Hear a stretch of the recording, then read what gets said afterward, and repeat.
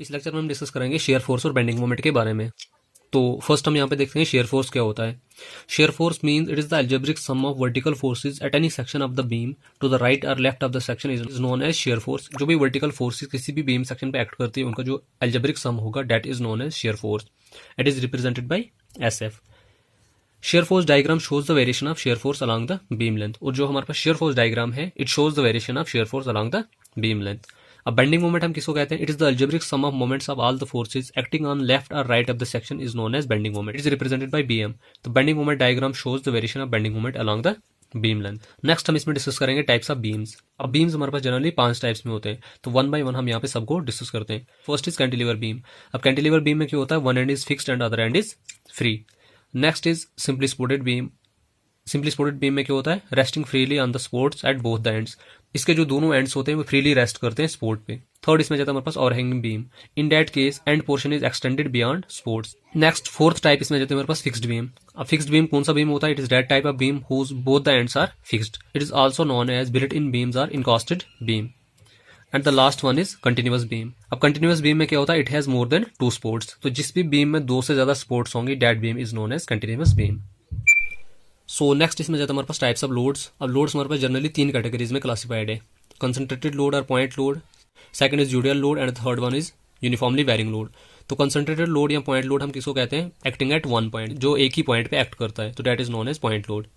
अब UDL load में क्या होता है? It is spreaded over the entire beam. पूरे एंटायर बीम पे ये क्या होता है? स्प्रेड हुआ होता है। For solving problems it is converted to point load acting at centre. तो जब भी हम न्यूमेरिकल प्रॉब्लम सॉल्व करते हैं हम यूडियल लोड को पॉइंट लोड में कन्वर्ट करते हैं which acts at the centre of the section. Rate of loading is uniform and the third one is uniformly varying load. It is also spread over the entire beam, but in that case rate of loading varies from one point to another point along the beam. तो इसमें जो rate of loading होती है वो uniform नहीं होती, it varies from one point to another point along the length of beam. So UVL load में हमारे पास जनरली 2 कंडीशंस आती है। First is 0 at one end and increases uniformly to other end, then it is termed as triangular load. और second condition इसमें यह आती है कि 0 at both the ends and maximum at the center. तो इस केस में क्या होगा कि दोनों एंड्स पे लोड 0 होगा लेकिन सेंटर में मैक्सिमम होगा। उसके बाद हम डिस्कस करेंगे important points for shear force diagram and bending moment diagram. तो फर्स्ट इसमें जाता है हमारे पास shear force and bending moment are represented by ordinates where the length of the beam represents abscissa. तो जो भी हम शेयर फोर्स और बेंडिंग मोमेंट रिप्रेजेंट करते हैं उनको हम ऑर्डिनेट से रिप्रेजेंट करते हैं और जो लेंथ ऑफ बीम है वो एब्सिसा रिप्रेजेंट करते हैं। नेक्स्ट इसमें जाता है हमारे पास शेयर फोर्स डायग्राम को हम वर्टिकल स्ट्रेट लाइन के थ्रू रिप्रेजेंट करते हैं in case of vertical point load. And the shear force between 2 vertical loads will be constant and it will be represented by horizontal line. 2 vertical loads के बीच में shear force हमेशा constant होती है और उसको हम हॉरिजॉन्टल लाइन के थ्रू रिप्रेजेंट करते हैं। तो लास्ट पॉइंट इसमें आता है हमारे पास bending moment at both the ends of simply supported beam and free end of cantilever beam is 0। So in case of simply supported beam दोनों एंड्स पे उसकी बेंडिंग मोमेंट 0 होती है और कैंटिलीवर के फ्री एंड पे भी बेंडिंग मोमेंट 0 होती है। नेक्स्ट हम इसमें डिस्कस करेंगे shear force and bending moment diagrams for different types of beams in case of different loading conditions. तो फर्स्ट हम इसमें देखेंगे cantilever beam with point load at free end. तो in that case shear force diagram को हम horizontal straight line के through represent करते हैं क्योंकि शेयर फोर्स इसमें कांस्टेंट रहती है और बेंडिंग मोमेंट डायग्राम को हम इंक्लाइंड स्ट्रेट लाइन के थ्रू रिप्रेजेंट करते हैं। इस केस में अगर हमने शेयर फोर्स को फाइंड आउट करना होगा तो शेयर फोर्स सिंपली हमारे पास यहाँ पे W रहती है जितना लोड लग रहा होता है बीम पे, और बेंडिंग मोमेंट हमारे पास यहाँ पे क्या रहती है? W into L। ये माइनस में इसलिए रहती है क्योंकि इसको हम बेस लाइन के नीचे रिप्रेजेंट करते हैं यहाँ पे। उसके बाद नेक्स्ट केस में आ जाता है हमारे पास shear force and bending moment diagram with UDL load कि जब कैंटिलीवर बीम पे यूडियल लोड लगेगा उस केस में हम शेयर फोर्स और बेंडिंग मोमेंट डायग्राम को कैसे रिप्रेजेंट करते हैं और शेयर फोर्स और बेंडिंग मोमेंट को फाइंड आउट कैसे करते हैं। तो in that case shear force diagram is represented by inclined straight line and the bending moment diagram is represented bye parabolic curve. इसमें क्या किया जाता है कि यूडियल लोड को कन्वर्ट किया जाता है पॉइंट लोड में acting at CG of the section. In that case, shear force at x distance will be equal to W into x and the bending moment at x distance will be equal to minus W x square upon 2। तो अब x की value कुछ भी हो सकती है यहाँ पे 1 2 3 4 5 6 वट एवर जो भी होगा, तो यहाँ से हम क्या कर सकते हैं वैल्यूज पुट करके शेयर फोर्स और बेंडिंग मोमेंट को फाइंड कर सकते हैं in case of UDL load. Next इसमें आ जाता है हमारे पास shear force and bending moment diagram with UVL load uniformly varying load. इस केस में हम शेयर फोर्स डायग्राम और बेंडिंग मोमेंट डायग्राम को रिप्रेजेंट कैसे करते हैं और शेयर फोर्स और बेंडिंग मोमेंट को कैसे फाइंड आउट करते हैं। Shear force diagram is represented by parabolic curve and the bending moment diagram is represented by cubic curve. So in that case, shear force at x distance is equal to Wx square upon 2L and the bending moment at x distance will be equal to minus Wx cube upon 6L. So next हम इसमें देखेंगे simply supported beam. First point इसमें आ जाता है कि when the point load acts at the midpoint of the simply supported beam.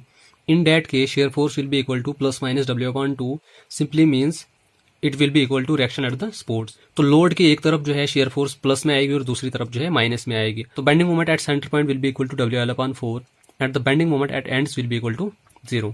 In that case अगर हमने शेयर फोर्स डायग्राम ड्रॉ करनी होगी तो शेयर फोर्स डायग्राम जो होगी वो एक हॉरिजॉन्टल स्ट्रेट लाइन के थ्रू हम इसमें ड्रॉ करेंगे और बेंडिंग मोमेंट डायग्राम को हम रिप्रेजेंट करेंगे by an inclined straight line.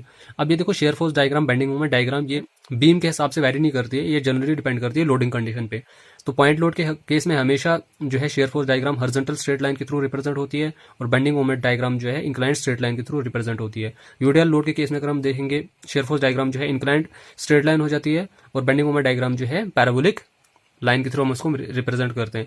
Similarly अगर हम देखेंगे यूवीएल लोड के केस में जो शेयर फोर्स डायग्राम है वो पैराबोलिक कर्व के थ्रू हम उसको रिप्रेजेंट करते हैं और बेंडिंग मोमेंट डायग्राम को हम क्यूबिक कर्व के थ्रू रिप्रेजेंट करते हैं। तो सो नेक्स्ट हम इसमें देखेंगे bending moment is maximum at centre where shear force diagram changes its sign. ये पॉइंट मोस्ट इंपॉर्टेंट पॉइंट है एग्जामिनेशन पॉइंट ऑफ व्यू से कि बेंडिंग मोमेंट मैक्सिमम कहाँ होती है, इस केस में सेंटर में होती है जहां पे शेयर फोर्स डायग्राम अपना साइन चेंज करती है और जिस पॉइंट पे शेयर फोर्स डायग्राम अपना साइन चेंज करती है that point is known as point of maximum bending moment. Next हम इसमें देखेंगे in case of simply supported beam when subjected to eccentric point load. तो in that case shear force at left to the point load will be equal to WB/L and shear force eight right to the point load will be equal to -WA/। Shear force एक side plus में आएगी और एक side minus में आएगी। तो bending moment अगर हमने निकालनी होगी at the point of load application it will be equal to W/A/B/L। Next अगर हम देखेंगे simply supported beam when subjected to UDL load.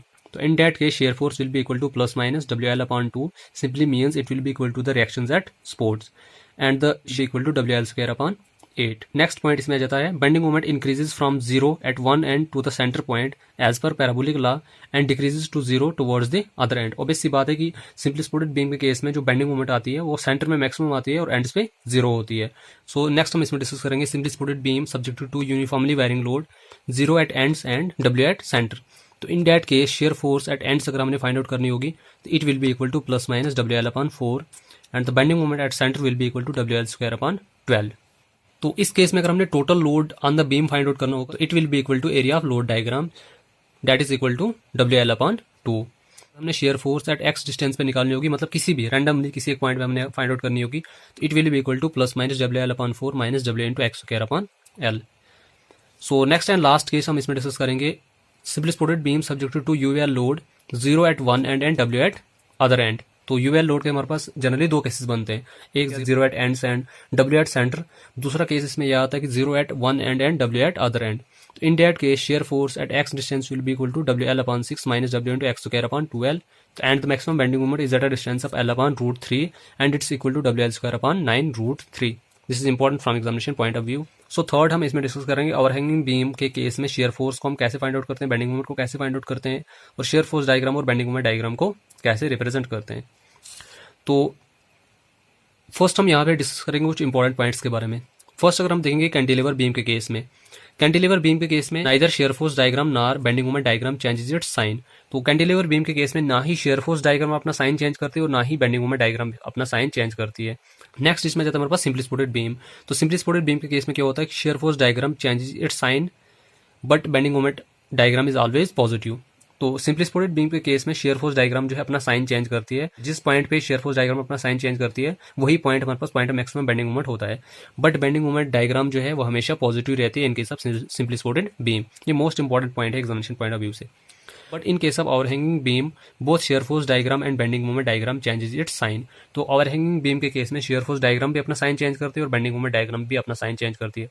तो जिस पॉइंट पे शेयर फोर्स डायग्राम अपना साइन चेंज करती है that point is known as point of maximum bending moment है, और जिस पॉइंट पे बेंडिंग मोमेंट डायग्राम अपना साइन चेंज करती है that point is known as point of contraflexure और पॉइंट ऑफ इन्फ्लेक्शन। तो नेक्स्ट मैंने यहाँ पे वही लिखा है कि point of maximum bending moment हम किसको कहते हैं। It is the point where shear force diagram changes its sign and the point of contraflexure is it is the point where bending moment diagram changes its sign. So this is also known as point of inflection. तो ये important points है examination point of view से।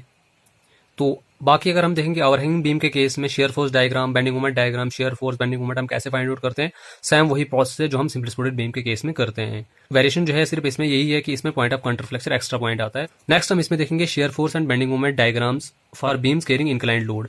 जब beams पे inclined load act करेगा उस case में हम शेयर फोर्स और बेंडिंग मोमेंट को कैसे फाइंड आउट करते हैं।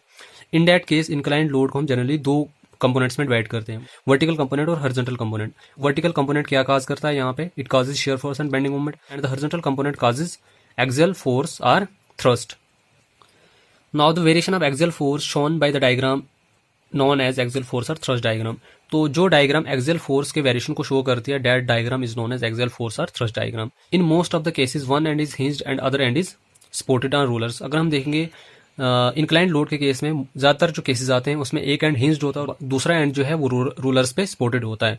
Ruler support can not provide horizontal reaction, hinged support can provide it. तो रूलर सपोर्ट जो है हॉरिजॉन्टल रिएक्शन प्रोवाइड नहीं कर सकता है, इसमें सिर्फ अगर हम देखेंगे हिंज सपोर्ट ही हॉरिजॉन्टल रिएक्शन हमें प्रोवाइड कर सकता है।